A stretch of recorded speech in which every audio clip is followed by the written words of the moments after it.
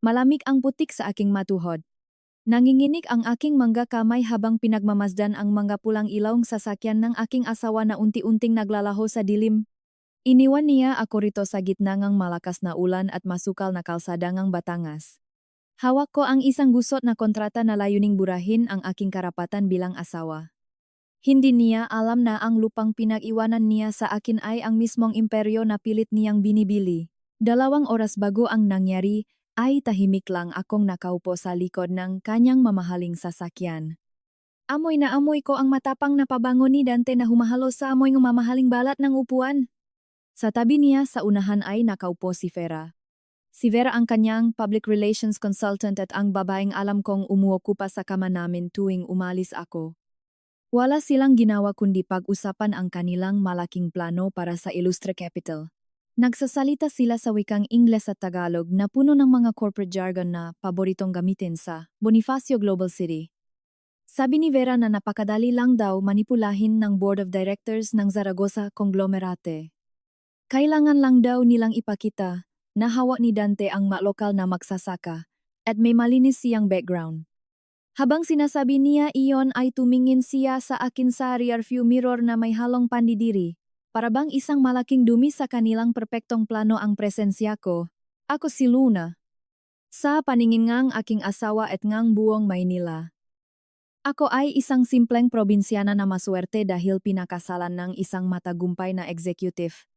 5 taon kong itinago ang totukong pagkatao dahil naniwala ako na tanging sa pagiging ordinaryo ko matatakpuan ang tunay na pag-ibig. Gusto kong mahalin ako dahil sa kung sino ako at hindi dahil sa apelidong nakadikit sa aking pangalan. Ngunit ang nakuha ko lamang ay panlalait at pang-abuso mula sa lalaking inakala kong magiging sandalan ko. Patuloy na umandar ang sasakyan sa baku-bakong daan ng probinsya. Rinig ko ang inis sa boses ni Dante habang inirereklamo niya ang putik na dumidikit sa gulong ng yang sasakyan. Sinabi niya na kapag nabili na niya ang kumpanyang ito ay ipapasemento niya ang lahat at tatayuan ng modernong gusali. Wala siyang pakialam sa kasaysayan ng lupang ito. Ang tanging mahalaga sa kanya ay ang pera at ang kapangyarihang may pagmamalaki niya sa mga kapwa niya mayayaman sa Makati. Huminto ang sasakyan sa isang madilim at maputik na bahagi ng hasyenda. May isang lumang gate na gawa sa bakalsa di kalayuan na may disenyong sangang kape. Hindi man lang iyon napansin ni Dante. Bumaba siyang sasakyan at binuksan ang pinto sa aking tabi. Hinila niya ako palabas kahit umaambon at basa ang lupa.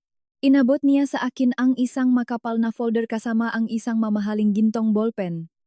Sabi niya nang may malamig at maring tono na kailangan ko na, pero pirmahan ang non-disclosure agreement at ang conjugal waiver. Ipinaliwanag niya na malapit na siyang maging pinakamalaking shareholder ng Zaragoza Group kaya kailangan niyang protektahan ang kanyang mga ari-arian. Ayaw daw niyang makialam ako sa kanyang kayamanan kung sakaling magiwalay kami. Narinig ko ang mahinang tawa ni Vera mula sa loob ng sasakyan. Binasa ko ang nga nakasulat sa papel habang hinahampas ng malamig na hangin ang aking muha. Nakalagay doon na isinusuko ko ang lahat ng karapatan ko sa kahit anong asset na mabibili niya gamit ang kumpanya niya. Nakalagay din na bawal akong magsalita tungkol sa aming pagsasama sa kahit sinong miyembro ng press o sa korte. Para bang tinatanggalan nila akong boses at ng karapatang mabuhay ng may dignidad. Tumingala ako at tinitigan si Dante sa mga mata. Tiningnan ko ang lalaking pinagsilbihan ko ang 5 taon. Ang lalaking pinaglutuan ko at iniyakan tuwing hindi siya umuwi sa gabi. Sinabi ko sa kanya na hindi ko pipirmahan ang kontrata. Kumunot ang no niya at unti-unting namula ang kanyang mukha sa galit. Hindi siya sanay na sinusuway ko siya. Hinablot niya ang papel mula sa aking makamay at itinulak ako. Dahil madulas ang lupa, ay nawalan akong balanse. Bumaksak ako ng malakas. Naramdaman ko ang lamig at duminge, putik na kumapit sa aking paboritong bestida at sa aking mga braso. Tiningnan niya ako mula sa itaas na parabang isa akong basurang nakaharang sa kanyang daanan. Tiningnan niya ako nang may matinding pandidiri at sinabing ang sinumang nahuhulog sa putik ay hindi pwedeng pumasok sa sasakyan ng isang lalaking papunta sa pagbili ng isang imperyo. Pagkasabi niya noon ay tinalikuran niya ako. Sumakay siya sa sasakyan at walang atubiling pinaandar ito. Naiwan akong nakaupo sa malamig, naputik habang pinagmamasdan ang unti-unting pakawalangang liwanag. Wala silang pakialam kung paano ako uwi o kung may masamang mangyari sa akin sa gitna ng kawalan. Nabalot ng nakabibinging katahimikan ang paligid. Tanging ang patak-ngulan sa mga dahon ng tubo at kape ang aking naririnig. Dahan-dahan akong tumayo. Mabigat ang aking mabinti dahil sa makapal na putik na kumapit sa aking balat at damit. Tiningnan ko ang aking mga kamay. Nanginginig pa rin ito ngunit hindi na dahil sa takot kundi dahil sa isang malalim at nag-alap na galit na ngayon ko lang naramdaman. Sa loob ng mahabang panahon ay nakulong ako sa konsepto ngang hiya. Nahihiya akong magsalita dahil baka isipin ngang gakaibigan ni Dante na isa lamang akong walang kwentang asawa. Naniwala ako sa utang na loob dahil iniligtas daw niya ako mula sa isang simpleng buhay nung pinakasalan niya ako. Ngunit sa sandaling ito sa gitnang madilim at maputik na kalsadang ito ay namatay ang lahat ng aking hiya. Ang natira na lamang ay ang katotohanan na aking dugo. Hinubat ko ang manipis at murang singsing na ibinigay niya sa akin noong araw ngang aming kasal. Isang singsing na sumisimbolo sa aking pagiging bulag at sunod-sunuran. Hinayaan kong mahulog ito sa putikan kung saan ito nararapat. Wala na akong asawa. Ang babaeng naging asawa ni Dante Ilustre ay namatay na sa gabing ito kasamang kanyang mga kasinungalingan at panlilinlang. Nagsimula akong maglakad patungo sa lumang gate na gawa sa bakal. Bawat hakbang ko ay mabigat ngunit puno nege determinasyon. Habang palapit ako ay mas luminaw ang hugis ng sanga ng kape na nakaukit sa bakal. Pamilyar ang disenyo dahil ito ang kaparehong disenyo na nakaukit sa lahat ng dokumentong nasa loop ng vault ng aking pamilya. Ito ang lupain NG Emega Saragossa. Nakita ko ang isang lumang jeep na papalapit mula sa kabilang dulo ng kalsada. Tumapat ito sa akin at bumaba ang isang matandang lalaki na may suot na kapote. May dala siyang malaking flashlight na itinutok niya sa aking direksyon. Nang makita niya ang aking mukha ay nanlaki ang kanyang mamata at agad niyang ibinaba ang ila. Tinanggal niya ang kanyang sombrero kahit na patuloy ang pagbuhos ng ulan. Siya si Benjo. Ang matagal ng katiwala ngaming hacienda. Kilala niya ako simula. Panong bata ako bago ko. Napagpasiyahang lumayo at magtago sa pangalang Luna Ilustre. Narinig ko ang pangingining ng kanyang boses nang magsalita siya sa malalim na puntong Batangwenyo. Sinabi niyang tila yata pinabayaan akong nga taong kasama ko at labis ang kanyang pag-alala nang makita niya akong naglalakad ng mag-isa sa ganoong kalagayan. Tinawag niya akong senyorita. Ang salitang iyon ay tila isang malakas na sampal na gumising sa aking natutulog na diwa. Hindi ako isang kaawa-awang babae na iniwan sa gilid ng kalsada. Ako ang tagapagmana ng daan-daang ektarya ng lupain kung saan kami nakatayo. Ako ang may-ari ng kumpanyang sinusubukan bilhin ng aking asawa gamit ang pera na inutang niya sa mga bangko. Inalalayan ako ni Benjo na makasakay sa kanyang jeep. Ramdam ko ang mainit at dalisay na paggalang sa bawat galaw niya. Ibang-iba ito sa malamig at kalkuladong pakikitungo nga tao sa BGC, kung saan ang halaga mo ay nakadepende sa kung ano ang kaya mong ibigay sa kanila. Habang binabaktas namin ang madilim na daan papunta sa pangunahing bahay nga hacienda ay pinakmasdan ko ang nga puno nga kape na nakahanay, na tilam nga sundalong naghihintay nga utos. Nang makarating kami sa malaking bahay na yari sa lumang kahoy at bato ay sinalubong kami ngang na aalalang kasambahay. Ngunit ang pinakamahalaga sa lahat ay ang presensya ng isang matandang babae na nakatayo sa tuktok ng hagdanan. Si Corazon. Ang sekretarya ng aking yumaong ama at ang nagsilbing pangalawang ina ko. Tuwid ang kanyang tayo at matalim ang kanyang mamata ngunit nakita ko ang pamumuongang luha nang makita niya ang aking anyo. Agad siyang bumaba at niyakap ako ng mahigpit kahit na puro putik ang aking damit. Sinabi niya sa akin na napakahabang panahon akong nawala at matagal na nilang hinihintay ang aking pagbabalik. Naramdaman ko ang init ng kanyang pagmamahal. Isang pagmamahal na walang hinihinging kapalit. Dito ko napagtanto kung gaano kalaki ang aking naging kasalanan hindi lang sa aking sarili kundi sa mga taong umaasa sa aking pamumuno. Dinala nila ako sa pinakamalaking banyo ngang bahay upang makapaglinis. Habang tumutulo ang mainit na tubig mula sa shower ay pinakmasdan ko ang putik na umahos pababa sa drain. Bawat patak na nahuhugasan ay tila pagtanggal sa isang bahagi nga, aking kahinaan. Inisip ko ang makasinabi ni Dante at ang halahak ni Fera.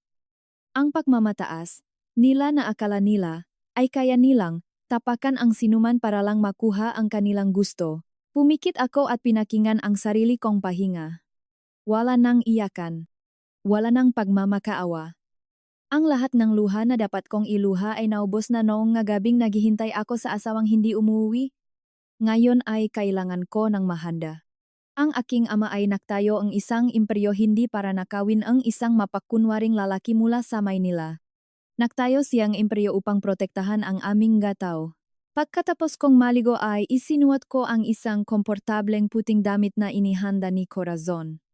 Lumabas ako ngang banyo at nakita kong nakaupo siya sa sala habang may hawak na isang maliit na kahon na gawa sa maitim na kahoy.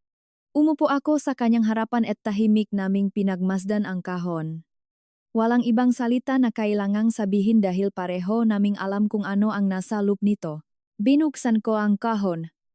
Sa loob ay nakalagay ang isang makapal na gintong singsing. May nakaukit itong sangangang kape. Ito ang singsing na ipinapasa sa bawat henerasyon ni kay Pamilya Zaragoza na namumuno sa konglomerate. 5 taon ko itong itinago sa pag-akalang hindi ko ito kakailanganin sa buhay na pinili ko kasama ni Dante. Isang malaking pagkakamali ang aking ginawa ngunit ngayon ay itatama ko ang lahat. Kinuha ko ang singsing at dahan-dahang isinuot sa aking daliri. Tamang-tama ang sukat nito. Para bang hinintay nito ang araw na magiging karapat, dapat muli akong dalhin ang bigat ng pangalang ito.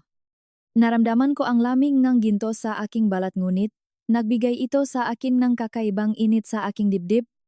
Ang asawang sunod-sunuran ay naiwan ng patay sa maputik na kalsada at mula sa putik na iyon ay bumangon ang isang tagapagmana na handang maningil. Tumingin ako kay Corazon, at sinabi kong kailangan naming tawagan si Atty. Macario ngayon din. Wala akong oras na sasayangin. Tumango siya at agad na kinuha ang telepono. Alam niyang hindi na ito tungkol sa nasaktang damdamin o sirang pamilya. Ito ay tungkol sa kapangyarihan sa pagbawingang kung ano ang ninakaw at sa pagtuturo ang leksyon sa mga taong nakalimot kung sino ang tunay na nagmamay-aringang lupaing inaapakan nila. Bumalik ang aking alala sa mga oras na nasa lupa akong sasakyan ni Dante. Naalala ko kung paano magsalita, si Fera ng may buong pagmamalaki. Ikinukuwento niya kung paano niya kinakausap ang mga mamahayag at binabayaran ang mga manunulat upang siraan ang mga kumpanyang gusto nilang bilhin pababa. Ganyan sila maglaro sa mundong ginagalawan nila. Ginagamit nila ang mga salita upang pumatay ngang reputasyon ng walang iniwan na bakas ng dugo. Ngunit iba ang laro.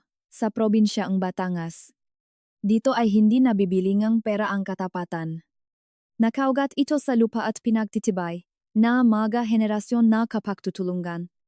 Ang mamanggagawang tinawa ni Dante na madaling bilhin ay ang parehong mga tao na handang ibuwis ang kanilang buhay para sa Pamilya Zaragoza. Hindi nila kilala kung sino si Dante Ilustre at wala silang pakialam sa makinangang kanyang sapatos. Dumating si Atty. Macario sakay ng kanyang itim na sasakyan kahit na hating gabi na. Isa siyang matipunong lalaki na may seryosong mukha at matatalas na mata. Siya ang matagal ng tagapagtanggol ng aming pamilya sa kahit anong usaping legal. Nang makita niya ako ay yumukot siya ng bahagya bilang tanda ng paggalang. Walang pagtataka. Sa kanyang mukha na tila ba inaasahan na niyang darating ang gabing ito kung saan hahanapin ko ang aking tunay na lugar. Umupo kami sa mahabang hapagkainan na gawa sa Nara. Inilatak ni Atty. Macario ang mga dokumento na matagal na niyang inihanda. Sinabi niya sa akin na ang prosesong pagbili nga, kumpanya nga aking asawa ay nakadepende sa isang malaking kasinungalingan. Pinalabas ni Dante sa mga investor. Niya na may asawa siyang madaling paikutin at hindi makikialam. Sa hatian ng gaari-arian, inakala niya na kapag napapirma niya ako sa non-disclosure agreement ay hawak na niya ang buong laro. Humingi ako ngang isang basong kape kay Corazon. Habang nilalasap ko ang pait at tapang ngang kape na nagmula sa mismong lupain namin ay nakinig ako ng mabuti kay Macario. Sinabi niya na kailangan nating maging maingat.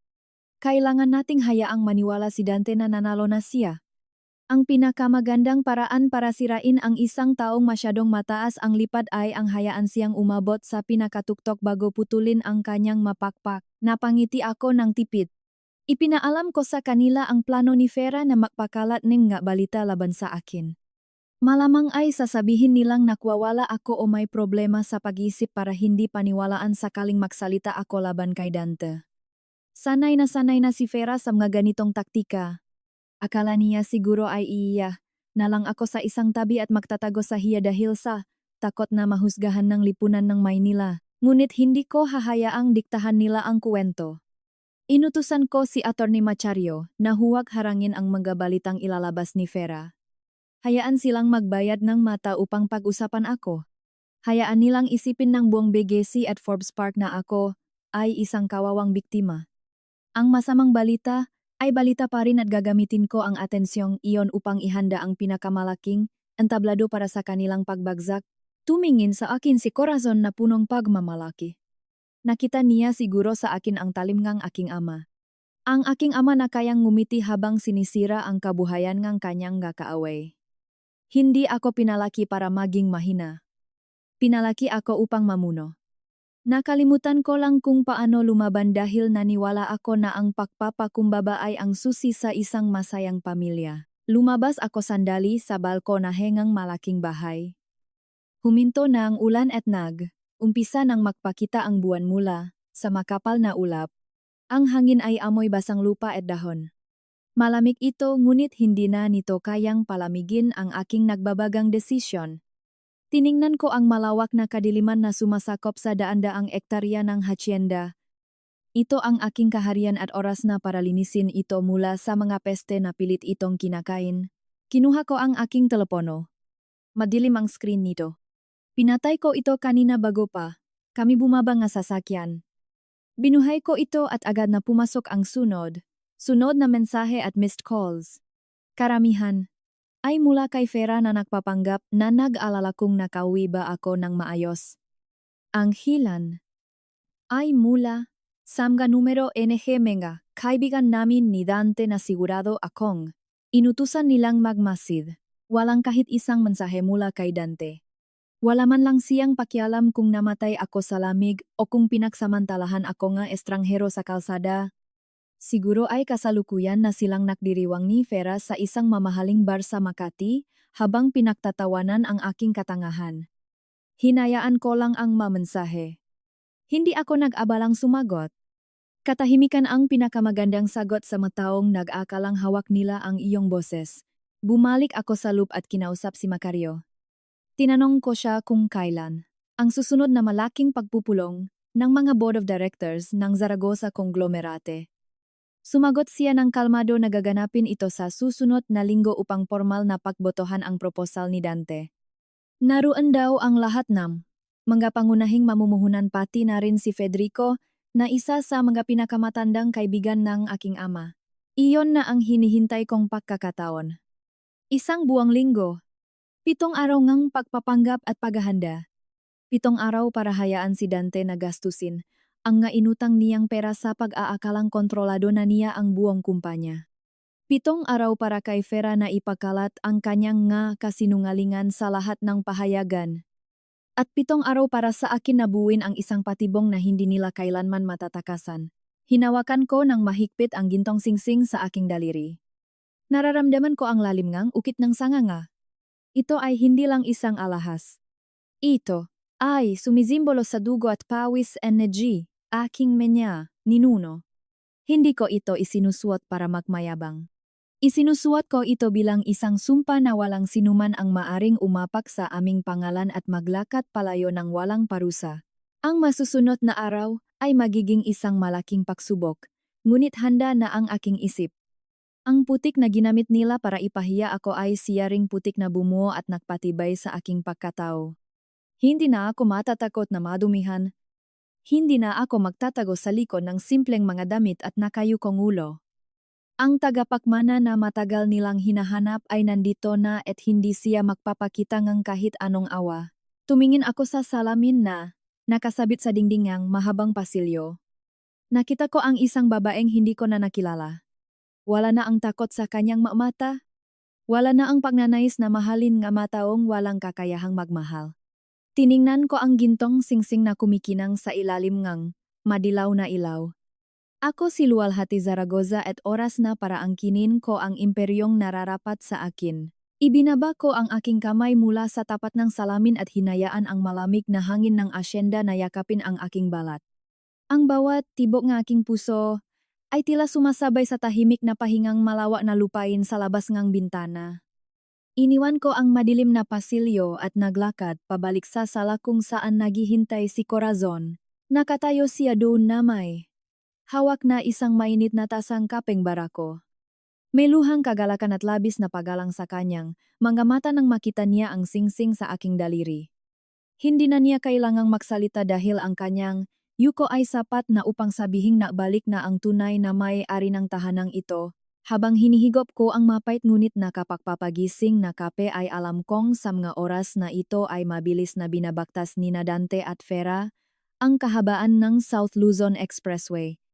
Sa loop ng kanilang mamahaling sasakyan ay tiyak na nagdiriwang na sila.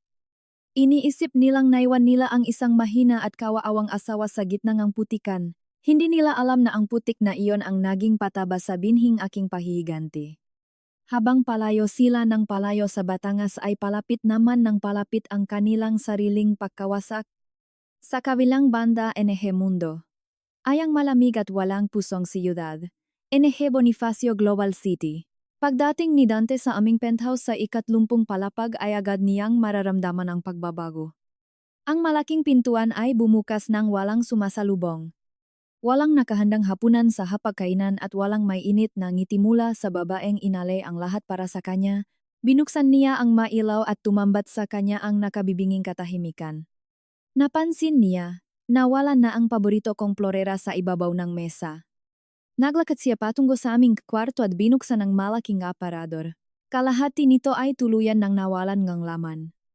Walang manaiwang damit. Walang mga sapatos. At walang kahit anong bakas na minsan ay may isang luna na nanirahan doon. Ang pag-alis ko ay hindi madalian at walang kalat. Ito ay isang malinis at planadong pakbura sa aking presensya sa kanyang buhay. Sa isip na isang lalaking nasanay na kinokontrol ang lahat. Ang ganitong uri nga, pakawala ay hindi nakdadala nga, kalungkutan kundi isang malalim na inis at kaba. Ayaw ni Dante sa mga bagay na hindi niya hawak. Kinuha niya ang kanyang telepono at tinawagan si Vera upang ibalita ang aking pakawala. Sa kabilang linya, ay tumawa lamang ang babaeng umangkin sa posisyon ko. Sinabi ni Vera na huwag siyang mag-alala dahil ito raw ay tipikal na reaksyon ng isang babaeng walang laban at nagtatago sa hiya. Ngunit hindi tumigil si Vera sa simpleng pangungutya sa telepono. Bilang isang kilalang consultant para sa public relations na mga elitista sa Maynila. Alam niya kung paano sirain ang isang tao bago pa man ito makalaban. Ginamit niya ang kanyang koneksyon sa mga manunulat ng balitang panlipunan. Kinabukasan ay umikot ang isang malisyosong kwento sa bawat opisina. Kapean. At eksklusibong club sa Makati at BGC. Isang artikulo ang inilabas na naglalarawan sa isang sikat na executive na matagal nang nagdurusa sa piling ng isang asawang wala sa tamang pag-iisip. Hindi man binanggit ang aking pangalan ngunit malinaw kung sino ang tinutukoy. Inilarawan nila akong isang pabigat na babae na hindi makasabay sa mabilis na pag-asenso ng kanyang asawa. Isang desperadang ginang na nanghihinging ng malaking halaga upang paboran ang hinihinging kalayaan ng lalaki. Ang masalitang ginamit ay tilamga patalim na sadyang pinatulis upang tuluyan akong ibaon sa kahihiyan. Sa kulturang mataas na lipunan, ang sismis ay isang sandatang mas mapanganib pa sa baril. Ito ay sumisirang reputasyon ng walang iniwang ebidensya.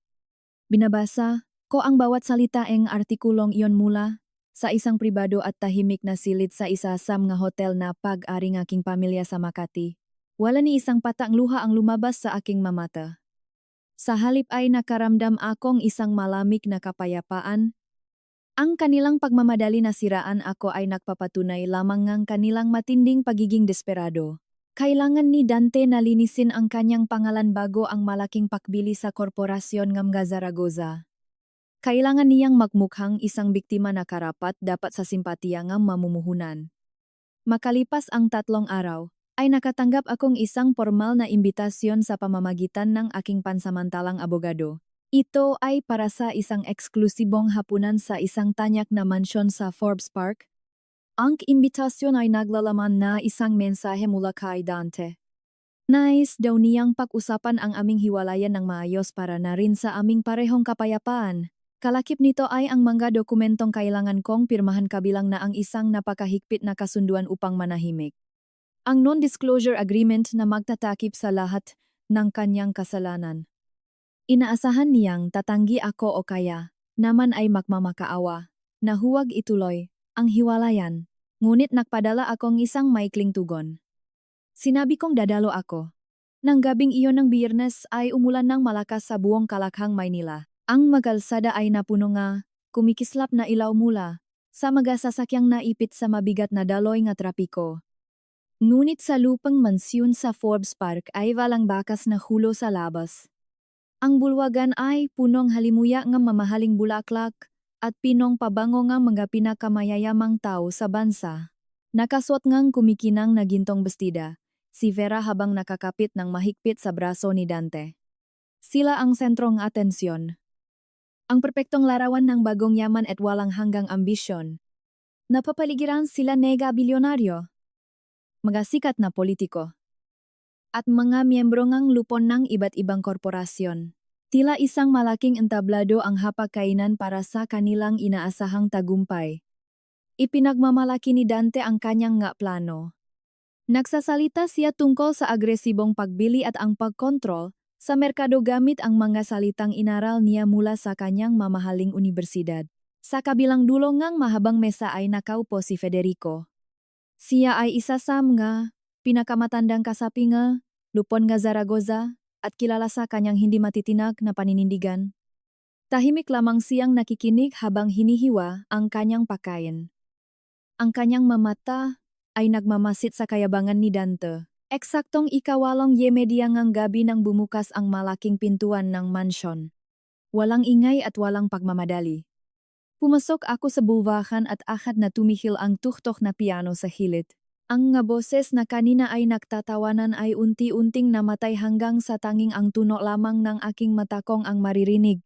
Nakasuot ako ang isang simpleng itim na bestida na gawa sa pinakamataas na kalidad ang seda na walang anumang kumikinang na palamuti. Ang aking buhok ay maayos na nakatali at ang aking muha ay halos walang bahit ng makapal na pampaganda. Hindi ko kailangan ng mapekeng kinang upang ipakita kung sino ako. Ang tunay na yaman ay hindi sumisiga. Ito ay bumubulong ngunit pinakikinggan ng lahat. Ang aking gintong singsing na may tatak ng sangangang kapa ay maingat kong itinago sa ilalim ngang aking nga daliri. Napatayo si Dante mula sa kanyang upuan. Ang kanyang mga mata ay nanlalaki sa gulat. Hindi niya inaasahan ang ganitong pakbabago. Ang babaeng iniwan niya sa putikan ay naglalakad ngayon na tila isang reyna na nag-inspeksyon sa kanyang kaharian. Lumapit ang isang serbidor upang iurong ang upuan para sa akin. Umupo ako sa tapat mismo ni Dante at Vera. Tiningnan ko sila nga diretso sa mata na may isang napakalamig at kalmadong ekspresyon. Binasak ni Vera ang katahimikan sa pamamagitan ng isang pilit at matinis na tawa. Sinabi niya na napakatapang ko raw upang magpakita sa isang pagtitipon na hindi nababagay sa akin. Idinagdag pa niya na ang aking presensya ay nagdudulot ng hindi komportableng pakiramdam sa mga mahahalagang bisita ng kanyang nobyo. Ngumiti lamang ako. Isang ngiting hindi umabot sa aking mata. Kinuha ko ang baso alak at dahan-dahang inamoy ang aroma nito bago sumagot. Sinabi kong mas nakakahiya ang nga taong nakikikain sa isang hapag na hindi naman nila kayang bayaran kung mawawala ang posisyon na kanilang ninakaw. Biglang namula ang mukha ni Vera dahil sa aking sinabi. Tiningnan niya, si Dante na tila humihinging tulong upang ipagtanggol siya. Bahagyang umubo si Dante at inilapag ang isang makapal na kayumanging folder sa ibabaw ng mesa na naglalaman ng mga kontrata. Sa wikang Ingles at Tagalog na may halong labis na pagmamayabang ay ipinaliwanag ni Dante ang kanyang alok. Sinabi niyang bibigyan niya akong 20 milyong piso at isang bahay sa labas ng Maynila kapalit ng aking pirma sa mga papeles ng paghihiwalay. Idiniin niya ang kahalagahan ng pagpirma ko sa kasunduang manahimik upang maprotektahan daw ang interes ng kanyang kumpanya. Gumamit siyang mateknikal na salita tungkol sa pagpapalago ng pera at pananagutan sa mga mamumuhunan. Ginawa niya ito upang iparamdam na wala akong naiintindihan sa mundong ginagalawan niya. Tiningnan ko ang folder at ipinatong ang aking makamay sa ibabaw nito. Tinikman ko muli ang alak bago ako nagsalita, nang may buong linaw at autoridad. Ipinaalala ko sa kanya na bago siya magsalita tungkol sa pananagutan sa mga mamumuhunan, ay dapat muna niyang ayusin ang mga tumutulong impormasyon mula sa sarili niyang opisina. Banggit ko na ang isang kumpanyang may mahinang sistema ng seguridad ay madaling manakawan ng mahahalagang liham. Nanigas si Dante sa kanyang kinaupuan. Sinulyapan ko si Vera at pinuri ang kanyang husay sa paggamit ng email. Sinabi kong nakakabilib kung paano niya napapadala ang mga sikretong plano tungkol sa agresibong pagbili sa mga kakumpetensya ni Dante nang hindi niya napapansin. Ang buong hapakainan ay binalot ng matinding kaba. Bumaksak ang panga ni Vera habang mabilis na napalingon si Dante sa kanya na may pinahalong galit at kalituhan. Ang nga mata nga mabisita ay nakpalipat-lipat sa aming tatlo dahil sa biglang pagsabong nga malaking issue.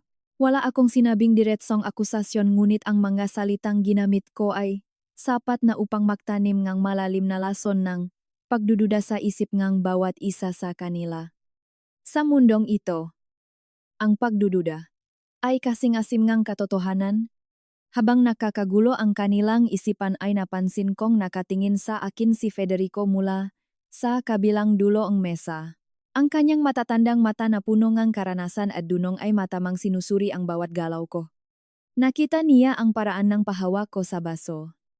Naramdaman niya ang malamig na kapangyarihan sa likod ng aking masalita at ang hugis ng aking mamata kapag ako ay nagagalit. Kinuha ko ang mamahaling panuli na inihanda ni Dante sa tabi na fola.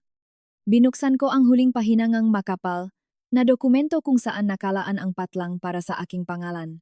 Inaasahan nilang pipirmahan ko ang aking sariling pagkatalo kapalit ang kaunting halaga, ngunit hindi dumampi ang panulat sa bahagingang kasunduan na nag-utos sa aking manahimik. Sa halip ay lumipat ako sa huling pahina kung saan nakasulat ang resibo ngang pagtanggap ngang nga dokumento. Sumulat akong isang maikling talata na nagsasaad na tinatanggap ko lamang ang papel para suriin ngang aking mga personal na abogado at walang anumang sumpaan ang naganap. Pagkatapos ay mabilis kong isinulat ang aking pirma sa ibaba nito. Isinara ko ang folder at marahang itinulak pabalik kay Dante. Inisip niyang sumuko na ako dahil nakita niyang gumalaw ang aking kamay upang pumirma.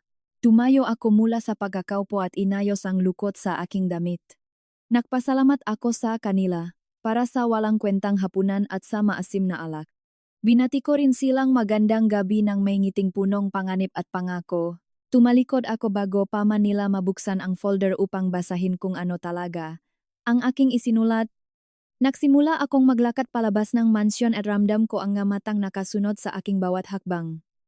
Sinalubong akong malamig na ihip ngang hangin paglabas ko sa malaking pintuan patungo sa madilim na garahe. Huminto ako sandali upang huminga ngang malalim. Tapos na ang unang hakbang at nakapasok na ako sa kanilang teritoryo nang walang dalang takot. Narinig ko ang ngayabang ng sapatos na papalapit mula sa aking likuran. Hindi ito ang mabigat na lakad. Ni Dante at lalong hindi ang gumachinis na takong ni Vera. Ito ay ang kalmado at kalkuladong hakbang ng isang taong sanay na sa kapangyarihan. Lumingon ako at nakita si Federico na nakatayo malapit. Sa poste ay nagilaw. May hawak siyang isang payong at ang kanyang mukha ay puno ng matinding pakilala. Tiningnan niya ako ng tuwid at walang anumang pag-alinlangan. Hindi ko inaasahan na makikita ko muli ang nga mata ni Doña Luwalhati sa isang babaeng akala ng lahat ay walang pangalan. Malalim at malamig niyang sabi. Napangiti ako ng tipid at hinawakan ang malamig na ginto ngang aking singsing. Ang bitak ay tuluyan na ngang nakalatag. Tumango ako kay Don Federico bilang tugon sa kanyang pakilala. Wala na kasing kailangang sabihin pa dahil sa sandaling iyon ay nakaintindihan na ang dalawang taong nakdadala ng bigat ng lumang yaman ng Zaragoza. Bumaksak ang ulan sa kanyang itim na payong ngunit ang aming mga mata ay nakapako sa isa at isa. Alam niya kung sino ako at alam niya kung ano ang gagawin ko. Naglakad ako papunta sa naghihintay na sasakyan habang ang gabi ay lumalalim. Ang lamig ng hangin ay tila yumayakap sa aking balat ngunit ang init ng paparating na pagtutuos ay nagliliyap sa aking dibdib. Kinabukasan ay sumikat ang araw sa sentro ng Makati. Ang managtataasang gusali ngang siyudad ay tila mapalasong gawa sa salamin at bakal na nakaturo sa langit. Ngunit ang pinakamataas at pinakamatibay sa mga ito ay ang gusali ngaming pamilya. Ang Zaragoza Tower. Isang bantayongang yaman na itinayo hindi sa pamamagitan ng mabilisang pandaraya kundi mula sa pawis at dugo ngang aking ganinuno sa magataniman ng kape at asukal sa kabilang dakong siyudad sa Bonifacio Global City, ay alam kong naghahanda na si Dante. Nakikita ko sa aking isipan ang kanyang pag-aayos ni mamahaling kurbata habang nakatingin sa salamin ni kanyang penthouse. Naniniwala siya ang haringang mundo sa araw na ito. Naniniwala siyang ang umagang ito ang magpuputong ng korona ng Zaragoza sa kanyang ambisyosong ulo. At kasama niya si Vera na siguradong nakasuot ng pinakamahal niyang damit upang ipakmalaki ang isang tagumpay na hindi naman kailanman naging sa kanya. Mataong uhaw sa kapangyarihan na hindi naintindihan ang bigat ng pagiging isang tunay na pinuno. Alas 8:30 umaga nang maksimulang dumating ang na miyembrong lupon sa ika-50 palapag ng Zaragoza Tower. Ang malawa na silid pulungan ay tahimik at may mabigat na aura. Ang gitnang lamesa ay gawa sa isang buong kahoy ngang naramula pa sa aming pinakalumang asyenda sa Batangas. Amoy kapeng barako at lumang kapangyarihan ang buong kwarto. Nakaupo si Don Federico sa dulo habang pinakmamasdan ang bawat taong pumapasok. Walang kibo at walang emosyon ang kanyang mukha ngunit alam kong naghihintay siya sa isang malaking pagyanig. Pumasok si Dante at Vera na may mangiting puno ngang pagmamalaki at kayabangan. Enga, miyabag. Eni zayabag eni sapatos. Ni Dante ay matunog at may halong pagmamadali. Gusto na niyang maangkin ang lahat. Tumayo si Attorney Machario upang salubungin sila. Ang boses ng aming pamilyang abogado ay napakakalmado ngunit may talim na nakatago sa bawat salitang kanyang binibitawan. Sinabi niya kay Dante na ang lahat ng mga papeles ay nakahanda na para sa araw ng paglipat ng kapangyarihan. Wala silang kaalam-alam na ang kapangyarihang tinutukoy ni Attorney Machario ay hindi papunta sa Ilustre Capital kundi pabalik sa aking makamay. Nagumpisa ang formal na pulong. Tumayo si Dante sa harap ng malaking screen at nagsalita tungkol sa kanyang nga plano para sa buong Zaragoza Group. Gumamit siya ng nga salitang banyaga at mga terminong pangnegosyo upang ipagmalaki ang kanyang galing. Synergy. Market dominance. Asset liquidation. Puno ingay ang kanyang bibig ngunit walang kaluluwa ang kanyang nga salita. Tiningnan siya ng matatandang miyembro ngang lupon ng may pagdududa ngunit patuloy lang siya sa pagmamayabang na tila hawak na niya ang buong imperyo. Sa bawat pahlipat ng kanyang presentasyon ay lalong lumalawak ang mapang-asar na ngiti ni Vera. Nakaupo siya sa gilid at tila nagbibilang ng nga bilyong pisong mapupunta sa kanilang nga bulsa. At sa kalagitnaan ng pinakamataas na punto ng pagmamayabang ni Dante, ay dahan-dahang tumayo si Attorney Macario. Itinaas niya ang kanyang kamay upang patigilin ang presentasyon. Naguluhan si Dante. Kumunot ang kanyang noo at nagtanong kung bakit siya pinutol sa kalagitnaan ng kanyang pagsasalita.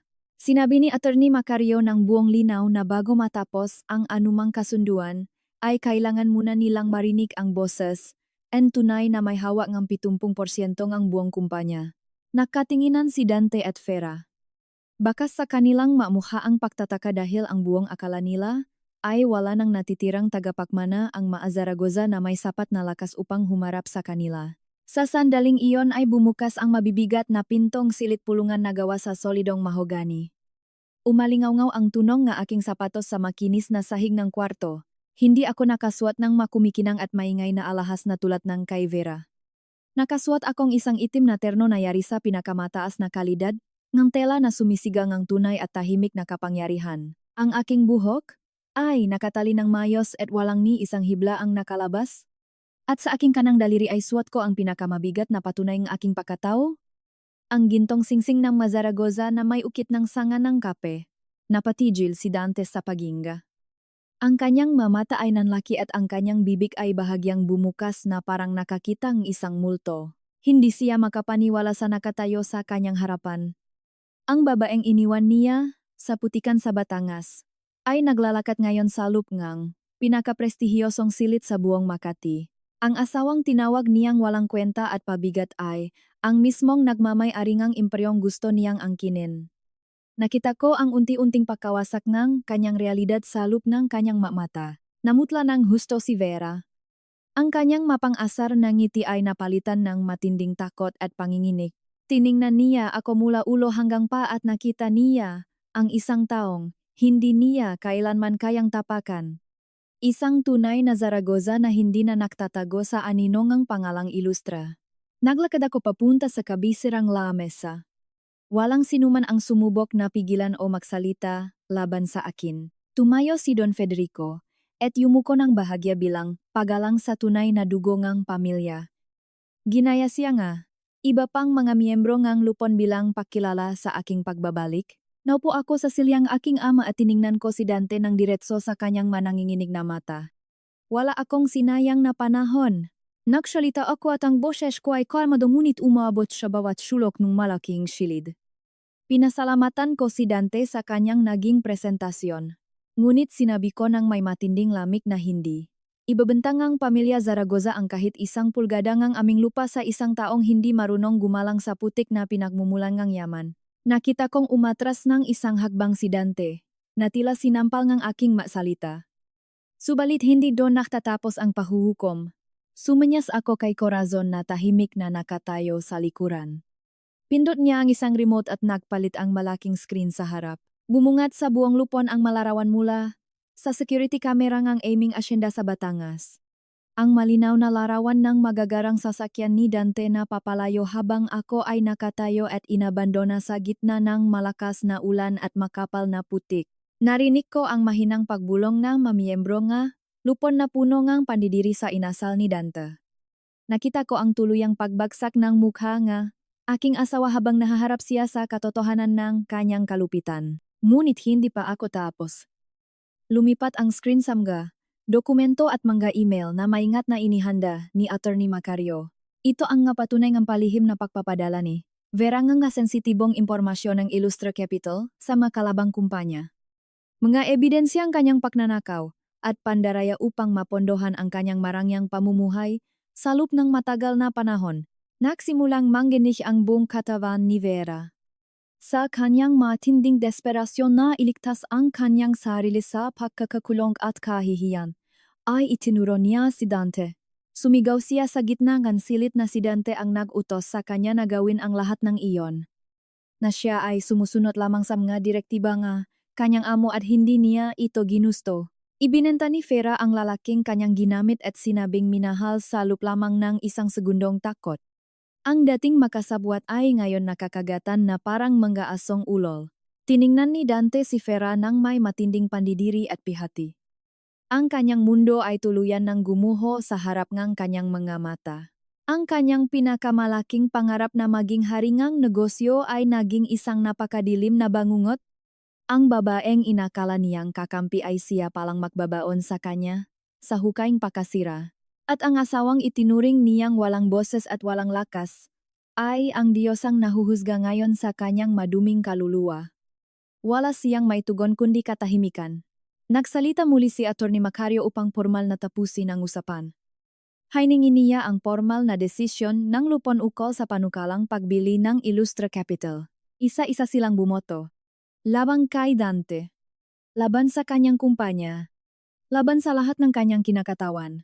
Wala ni isang miyembro ang pumabor sa lalaking nakatayo ngayon sa gitna ngang silit na tila isang basahang walang halaga. Ang pangarap niyang imperyo ay naglaho na parang alikabok sa hangin. Hindi na niya kinayang salubungin ang aking mamata. Dahan-dahan niyang ibinaba ang kanyang paningin sa makintap na sahig ngang boardroom. Parang unti-unting hinihigop ngang silit ang lahat ng hangin sa kanyang baga. Ang lalaking dating nagmamalaki na kayang bilhin ang buong mundo ay nakikatayo ngayon bilang isang estranghero. Nanginig ang mga tuhod ni Dante bago siya tuluyang tumalikot. Ang kanyang mahabang ay mabigat at walang direksyon. Rinig na rinig ang kaluskos ng kanyang sapatos palabas ng malaking pintuan. Wala ni isang natangkang magsalita o pumigil sa kanya. Sumunod naman si Vera. Ang kanyang mukha ay namumutla at tila isang mamong tupa na naghahanap ng kakampi. Tiningnan niya ako at pilit na ngumiti. Isang ngiting puno ng takot at pagmamakaawa. Ngunit hindi ko siya binigyan ng pansin.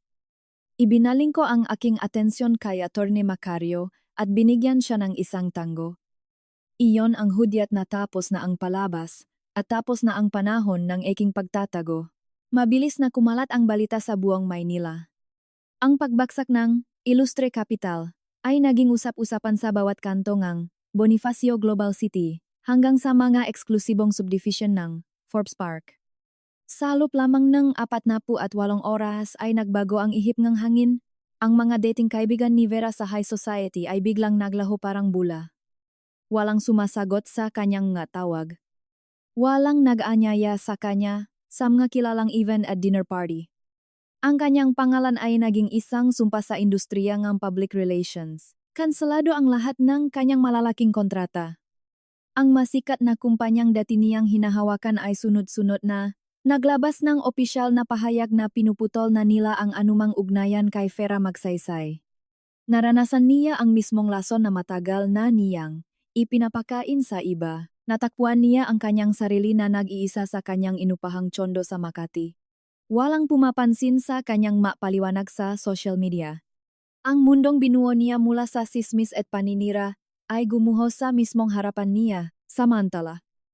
Ang kapalaran ni Dante ay mas malala pa. Ang lupanem nga direktor ng kanyang sariling kumpanya ay nagpatawa ng isang biglang pulong. Ang paksang tinalakay ay ang kanyang agarang pagpapatalsik bilang Chief Executive Officer. Hindi na nila hinintay ang kanyang pagpapaliwanag at ibinaba agad ang desisyon. Dahil sa kapabayaan at pang-abuso, sa posisyon ay inalisan siyang lahat ng kapangyarihan at pribilehiyo. Pinulot niya ang kanyang personal na gamit sa loop ng isang maliit na karton. Palabas ngang gusali ay sinalubong siya nga, mapanuyang tingin ng mga empleyadong dati niyang minamaliit. Ang lalaking sumusukat sa halaga ng tao base sa presyo. Kanilang sapatos ay naglakad palabas na walang naiwang dignidad. Wala na ang kanyang kotse. Wala na ang kanyang matitulo. At wala na ang kanyang yabang. Lumipas ang 3 linggo bago ko siya muling nakita.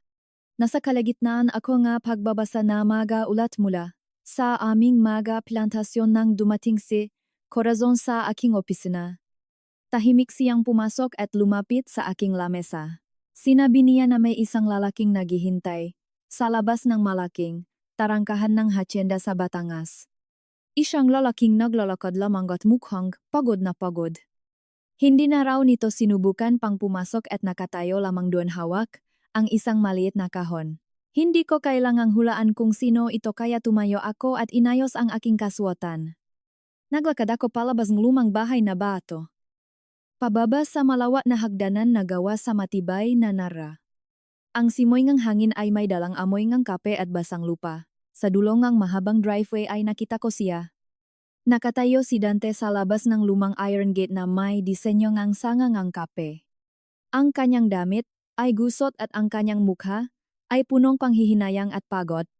Wala na ang kislap ng ambisyon sa kanyang nga mata. Nang makita niya akong papalapit ay unti-unti siyang yumuko. Pinuksan ni Benyo ang maliit na pintong gate upang makalabas ako. Hinarap ko si Dante ng may kalmado at bukas na isipan. Dahil hindi na siya ang halimaw na nagpahirap sa akin kundi isa na lamang ordinaryong taong natalo sa sariling laro. Inabot niya sa akin ang isang maliit na kahon habang nanginginig ang kanyang makamay. Binuksan niya ito at tumambat sa akin ang singsing na ginamit namin sa kasal. Ang singsing na sumisimbolo sa isang kasunduang puno ng kasinungalingan. Sinabi niya na gusto lamang niyang isauli iyon at humingi siya ng tawad. Pabulong niyang sinabi na sana ay mapatawad ko siya sa lahat ng kanyang mga pagkukulang. Na sana ay mabigyan siyang pagkakataong maksimula muli at hindi na siya usigin pangam ga abogado nga aming kumpanya. Kinuha ko ang maliit na kahon mula sa kanyang magakamay at naramdaman ko ang lamig ng kanyang balat. Tiningnan ko ang singsing at pagkatapos ay tiningnan ko ang kanyang nga mata. Wala akong nakitang pagmamahal. Ang nakita ko lamang ay ang takot sa kung ano pa ang kaya kong gawin sa kanya. Sinabi ko sa kanya na tatanggapin ko ang singsing bilang formal na pagtatapos ng aming nakaraan. Ngunit nilinaw ko na ang makasong isinampang ang kumpanya laban sa kanya ay magpapatuloy. Ang batas ay batas. Ang negosyo ay negosyo. At wala itong kinalaman sa aming personal na buhay. Tinanong niya ako kung bakit kailangan kong maging napakalupit. Kung bakit hindi ko na lamang siyang hayaang mamuhay ng tahimik at kung bakit kailangan ko siyang durugin ng ganito. Tiningnan ko siya ng diretso sa mata habang ang aking boses ay malumanay ngunit may dalang bigat ng 100 taon ng pamilya Zaragoza. Ipinaliwanag ko sa kanya na walang kalupitan sa aking mga ginagawa. Ang kalupitan ay ang pag-iwan sa isang tao sa putikan.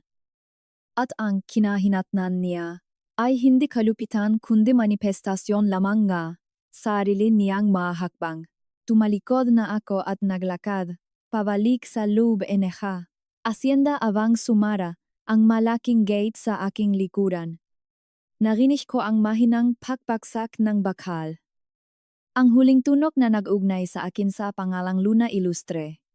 Simula sa araw na iyon, ay ibinaon ko na ang babaeng, iyon sa limot. Lumipas ang 6 na buwan at mabilis na nakabawi ang buong Zaragoza konglomerate mula sa mga nakaraang issue. Sa ilalim ngang aking pamumuno, ay nagpatupad kami ngang gabagong patakaran na nakatuon sa mas makabagong pamamaraan ngang pagsasaka at patas na kalakalan. Mas pinaktunan namin ngang pansin ang kalagayan ng aming mamanggagawa kung saan si Benjo ay hinirang bilang pangunahing tagapayo sa agrikultura ngang buong kumpanya.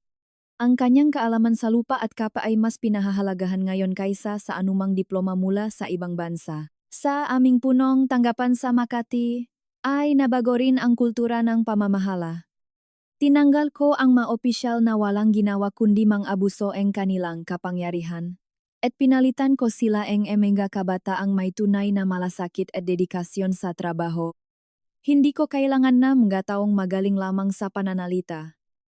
Kailangan ko nga taong may puso para sa kumpanya. Isang hapon ay nagkaroon kami ng malaking presentasyon sa boardroom kasama ang mga matataas na opisyal at ilang mga bagong investor. Ang nagpepresenta ay isang baguhang management trainee na nagngangalang Pia, na 22 taong gulang pa lamang ngunit nagpapakita ng matinding potensyal.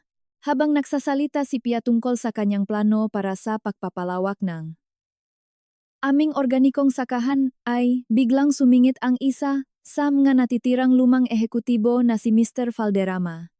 Isa siyang lalaking may kaisipan pang nakaangkla sa lumang panahon ng pambubuli sa corporate world. Pinutol ni Mr. Valderrama ang pagsasalita ni Pia at sinabing masyadong ambisyoso ang plano at kulang pa sa karanasan ang dalaga upang makmungkahingang ganong kalaking pagbabago. Nagsimula siyang gumamit ng mga malalalim na salitang Ingles upang ipahiya si Pia sa harap ng lahat. Dahilan, upang mamutla ang muhangang dalaga at halos mabitawan ang kanyang hawak. Muling bumalik sa aking alaala ang lahat ng panlalait na tinanggap ko nun mula kay Dante at Vera. Ang pakiramdam pagiging maliit. Walang kalaban-laban. At ang pagyuko sa harap ng mga taong nag-aakalang, sila ang nakmamayari ng mundo. Tumikim ako at ang tunok na iyon ay umalingaw-naw sa buong silit na agad nagpatahimik kay Mr. Valderrama. Tiningnan ko siya ng may parehong lamig na ipinakita ko kay Dante at tinanong kung tapos na siyang magsalita. Dahan-dahang tumango, si Mr. Valderrama, na tila nakaramdam ngang biglang kaba. Kaya ibinaling ko ang aking tingin kay Pia. Tiningnan ko siya ng may pahikayat at pagtitiwala. Sabay-sabing itaas ang kanyang ulo dahil ang kanyang nga ideya ay eksakto sa kung ano ang kailangan ng kumpanyang ito upang sumulong sa susunod na dekada. Inutusan ko si Pia na ipagpatuloy ang kanyang presentasyon. Binalaan ko ang lahat ng nasasilid na sa ilalim ng aking pamumuno ay walang puwang ang pambabastos. Dahil ang tunay na kapangyarihan ay hindi ginagamit upang manliit ng iba kundi upang itaas ang mga taong may kakayahan at malasakit. Natapos ni Pia ang kanyang ulat ng may ngiti at kumpiyansa sa sarili. At nang mag-uwian na ang lahat, ay naiwan ako sa loob ng boardroom. Pinagmasdan ko ang malaking bintana na nakaharap sa buong Kamaynilaan. Ang mga ilaw ng siyudad ay kumikislap parang mga bituin. Ngunit alam ko na ang tunay na liwanag na aking buhay ay wala rito dahil nasa lupa at nasa Batangas ito. Kinaumagahan ay nakpahatid ako kay Machario, pabalik sa probinsya at pinatigil ko ang sasakyan sa isang pamilyar na kanto. Isang makitid at maalikabok na daanan kung saan nakatanim ang lumang puno ng mangga. Ang eksaktong lugar kung saan ako iniwan ni Dante sa gitna ng putikan ilang buwan na ang nakalilipas. Bumaba akong sasakyan at naglakad patungo sa gilid ng kalsada na ngayon ay tuyo na at wala na ang putik. Ang nakita ko lamang ay ang matabang lupa na nagbibigay buhay sa mga pananim nega aking pamilya. Sa loob nega maraming henerasyon. Tumingala ako at pinagmasdan ang asul na kalangitan habang naramdaman ko ang maligamgam na sikat ng araw sa aking balat. Ang simoy ng hangin ay nakdalang ang pamilyar na amoy ng kalayaan at kapayapaan. Na nakpapatunay na ang lugar na ito ay hindi na isang alaala ng pananakit kundi naging simula ng aking pagbangon sa sagradong lupa ng aking maninuno. Huminga ako ng malalim at naramdaman ko ang bigat ng pamilyang Zaragoza sa aking mga balikat. Ngunit sa pagkakataong ito ay hindi ito isang pasanin. Ito ay isang karangalan at isang tungkulin na buong puso kong niyayakap. Pinagmasdan ko ang malawak na lupain na abot tanaw ang dulo at buong buo ko nang inaangkin ang aking tunay na pangalan. Ako si Luwalhati Zaragoza. At hindi ko na kailanman kakailanganin pang sumakay sa kotse ng sinuman upang marating ang sarili kong imperyo.